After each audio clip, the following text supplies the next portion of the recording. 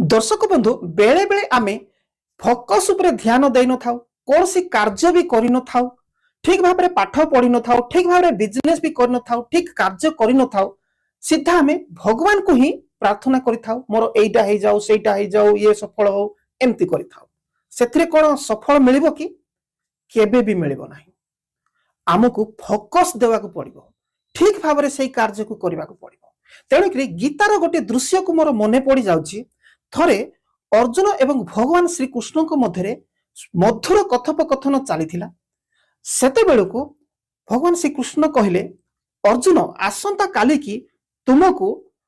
गोटे थाली रे पानी थिबो से पानी रे माछर प्रतिबिंब को देखी ऊपर घुरुथिबा माछर चक्षु को तीरभेद करने को पड़िबो प्रस्तुत थाओ सेथिरे अर्जुन कहले प्रभु